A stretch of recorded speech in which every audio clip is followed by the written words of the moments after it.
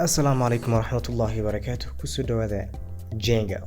Now طبعا قيبتنا waxaynu ku fiirin doonaa the kind of softwares ka aan rabno inaynu ku sameeyno Django. So sidaan qaybta hore kusoo sheegnay introduction-ka waxaynu insha Allah isku dayi doonaa inaan ku sameeyno up to 5 projects, right? ilaa 5 project inaynu ku sameeyno isku daynaa. So marka waxaan isla fiirin doonaa saddexda project ee ugu horeysa aynu ku qaban doono Django. So haddii aan fiirino ka koobaad you can see wax ku qoran waa soft landing, right? Now طبعا راح نقول a landing page أي نقول إن شاء الله.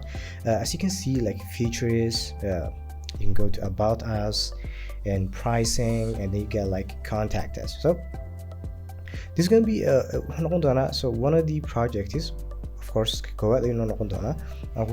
so this one طبعا everything at Arkestan had the static, nothing is from the database, right?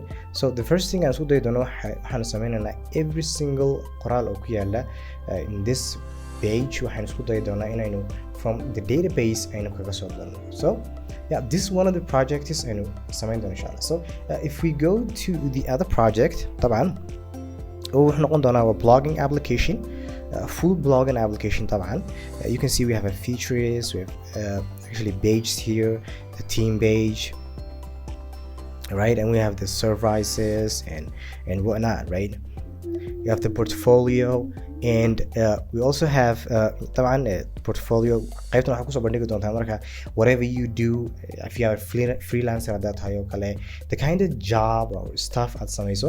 So blogging saad arkaysaan طبعا waxaa different يعني wuxuu leeyahay categories. You can actually choose the right sidebar and also other stuff.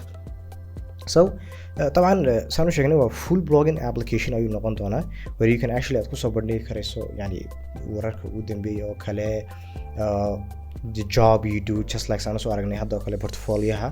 Okay, and if you look into one of the left sidebar, again we have this is the single page, by the way. طبعا comment ayaa laga bixin karaya, you can actually do some comments and stuff like that. So this is going to be the other project. So طبعا wuxuu kaga duunaan doonaa projectiga hore. There will be a lot of yani advanced ideas and kusoo bandhigi doonaa kaas insha Allah in badan aad uga faa'iideysan doontaa. You also have the contact us page here, right? So directly, and also sidoo kale waxaa jiri doona this mapping. We also gonna add it from the database and mapka naftirkiisa kaga soo dari doonaa. So all in all wuxuu noqon doonaa an amazing blogging application. haddii aynu fiirino projectiga saddexaad aynu isaguna sidoo kale aynu isku dayi doono inaan sameyno, this is going to be an e-commerce website ayuu noqon doonaa. So this e-commerce website just like projectyada yani ama website waaweyn oo kale sida Amazon, Alibaba, you know, like projectyadaas oo kale aynu isku dayi doonaa in aynu sameyno insha Allah. So maybe even closer to that, right?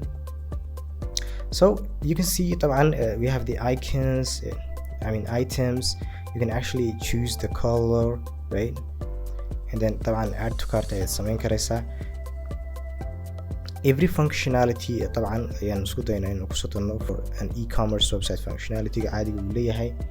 You can see right here checkout ayaad sameyn karaysaa, sidoo kale continue shopping baad odhan karaysaa, come back to the home page and actually continue shopping.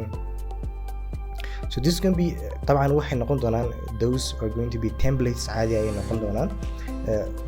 Later on in advanced concepts markii aynu gaarno waxaan isku dayi doonaa inaan React JS aynu ku sameyno with whatever yani aan projectyadan hore usoo sheegnay oo kale, React JS oo kale aan ku sameyno with Django at the back end. Okay, so all in all insha Allah qaybtan marka waxaynu isku daynay inaan idin sheegno projectyada aynu ku sameyn karayno Django itself. So those are the projects ka aynu ku sameyn doono insha Allah.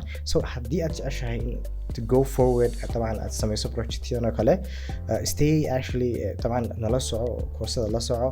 And actually definitely waxaan aaminsanahay insha Allah in one by one si amazingly oo fudud aynu u sharixi doono. So all in all waxaan odhan lahaa stay tuned, and طبعا ha iloobinahay inaad subscribe, like haddii aad ka heshin videoga, and stay tuned.